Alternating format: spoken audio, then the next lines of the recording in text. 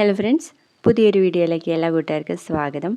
അങ്ങനെ നമ്മുടെ ബബിതയുടെയും രോഹിത്തിൻ്റെയും കാര്യത്തിൽ തീരുമാനം എടുക്കുന്നതിനായിട്ട് ഗംഗാധരൻ നിൽക്കുവാണ്. ആ സമയത്ത് കമല പോയിട്ട് ഇവരെ വിളിച്ചുകൊണ്ട് വരുന്നുണ്ട്.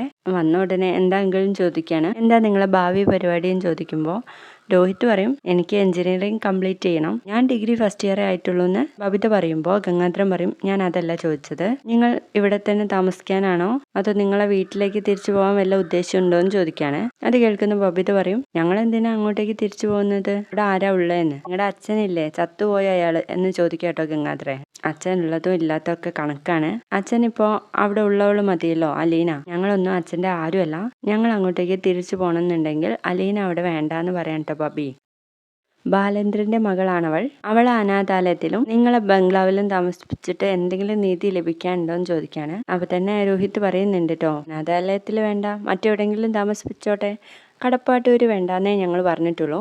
ആദ്യമേ അവളെ ഞങ്ങൾക്ക് ഇഷ്ടമല്ല, കുറച്ച് കഴിഞ്ഞപ്പോൾ അച്ഛൻ്റെ സെക്രട്ടറി ആയി, അതോടുകൂടി അവൾ വെറുപ്പായി, ഇപ്പോൾ ഒരു ദത്തുപുത്രിയും എന്ന് പറഞ്ഞ് പുച്ഛിക്കുന്നുണ്ട് കേട്ടോ. അതും കൂടി കേൾക്കുമ്പോൾ നമ്മുടെ ഗംഗാധരൻ പറയും, മക്കളെ, നിങ്ങളുടെ മാതാപിതാക്കൾ വിഗ്രഹങ്ങളൊന്നല്ല, അവരും മനുഷ്യരാണ്. ഏതോ ഒരു പ്രായത്തിൽ രണ്ടുപേർ കണ്ടുമുട്ടിയിട്ടുണ്ടാവും, അവരെ തമ്മിൽ സ്നേഹിച്ചിട്ടുണ്ടാവും, വേർപിരിഞ്ഞിട്ടും ഉണ്ടാവും. 10-23 കൊല്ലം കഴിഞ്ഞപ്പോഴായിരിക്കും മനസ്സിലായിട്ടുണ്ടാവുക അതിലൊരു കുഞ്ഞുണ്ടെന്നും അവളിപ്പോൾ അനാഥാലയത്തിലാണെന്നും. അതൊക്കെ കേൾക്കുമ്പോൾ അവരെ സമാധാനിപ്പിക്കുകയാണോ വേണ്ടത് അതോ തല്ലിക്കൊന്ന് കുഴിച്ചു മൂടുകയോ എന്ന് ചോദിക്കുമ്പോൾ നമ്മുടെ രോഹിത്തിനൊന്നും മിണ്ടാനില്ല കേട്ടോ. നിങ്ങൾ ചെയ്യുന്നില്ലേ, പ്രായപൂർത്തിയായിട്ടും തെറ്റുകൾ ചെയ്യുന്നില്ലേ, അലീന ഉള്ളത് കൊണ്ട് നിങ്ങൾക്ക് സഹായമല്ലാതെ എന്തെങ്കിലും ദ്രോഹം ഉണ്ടോ എന്ന് ചോദിക്കുമ്പോൾ അവളെ ഞങ്ങൾക്ക് ഇഷ്ടമല്ല അങ്കിൾ, അവള് കാരണ എൻ്റെ അമ്മ ഈ കിടപ്പ് കിടക്കുന്നതെന്ന് ബബി പറയുമ്പോൾ ഗംഗാധരൻ പറയുന്നുണ്ട്, അത് അവള് കാരണമല്ല, അതിന് പച്ച മലയാളത്തിലൊരു വാക്കുണ്ട്, കുന്തളിപ്പ്. അല്ലെങ്കിൽ തന്നെ രാത്രി 1 മണിക്ക് കാർ എടുത്ത് ഒറ്റയ്ക്ക് വരാൻ അവളോട് ആര് പറഞ്ഞു എന്ന് ചോദിക്കുമ്പോൾ അച്ഛൻ പറഞ്ഞു എന്ന് പറയാണ്. അപ്പോഴേക്കും രാജീവൻ പറയുന്നുണ്ട് കേട്ടോ, ബാലേന്ദ്രൻ അങ്ങനെ ഒരു വാക്ക് പറഞ്ഞിട്ടേ ഇല്ല,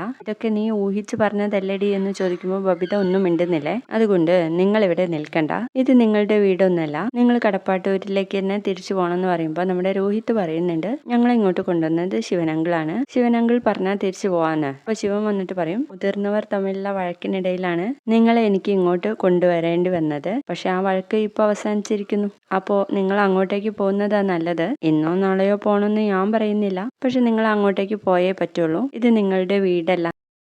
ശിവനും കൂടി അങ്ങനെ പറഞ്ഞപ്പോൾ നമ്മുടെ രോഹിത്തിനും ബബിതയ്ക്കും ഒന്നും മിണ്ടാനില്ല കേട്ടോ. അപ്പോൾ നമ്മുടെ ഗംഗാധരൻ പറയും, അടുത്ത 5 വർഷത്തേക്ക് ബാലേന്ദ്രൻ മകളെ അവിടെ തന്നെ താമസിപ്പിച്ചു എന്ന് കരുതുക. എടാ ശിവ, നീ 5 വർഷം ഇവരെ ഇങ്ങനെ ഇവിടെ താമസിപ്പിക്കാൻ നിനക്ക് സമ്മതമാണോ എന്ന് ചോദിക്കും. അപ്പോൾ എനിക്ക് സമ്മതമല്ല എന്ന് പറയട്ടോ. പിന്നീട് കമലയോട് ചോദിക്കുകയാണ്, 5 വർഷം ഇവിടെ താമസിപ്പിക്കാൻ സമ്മതമാണോ, നീ വെച്ച് വിളമ്പി കൊടുക്കുമോ എന്നൊക്കെ. അത് പിന്നെ 5 വർഷം എന്നൊക്കെ പറയുമ്പോഴേക്കും ശിവൻ പറയും, മറുപടി ഇപ്പോൾ പറയണം, ഏറ്റെടുത്തതാണ് എന്ന് പറയുമ്പോഴേക്കും കമലയും കാല് മാറാൻ കേട്ടോ.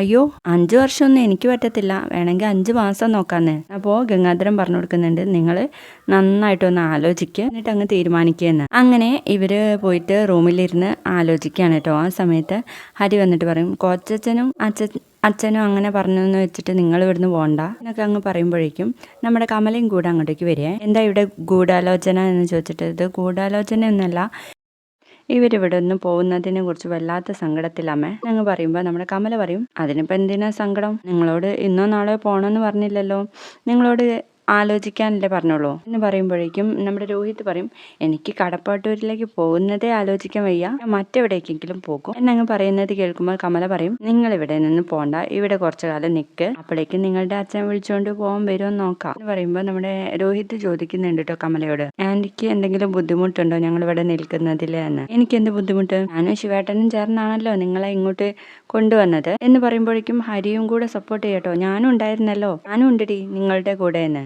വൈജിയും കൂടെ വന്നു കഴിഞ്ഞാൽ അവൾ എന്തായാലും കടപ്പാട്ടൂര് നിൽക്കത്തില്ല, അവൾ വേറെ വീടെടുത്ത് താമസിച്ചേക്കും എന്ന് പറയുമ്പോൾ നമ്മുടെ ബബിതയും പറയുന്നുണ്ട് കേട്ടോ, അമ്മയ്ക്ക് ഇഷ്ടമല്ല ഞങ്ങൾ കടപ്പാട്ടൂരിലേക്ക് പോകുന്നത്, അപ്പൊ അതാ പറഞ്ഞത് വൈജ വരുന്നത് വരെ ഒന്ന് കാത്തു നിൽക്ക്, അവൾ പറയുന്നത് പോലെ നമുക്ക് കേൾക്കാം എന്ന് പറഞ്ഞിട്ട് കമലയും എണീറ്റ് പോവാണ് കേട്ടോ.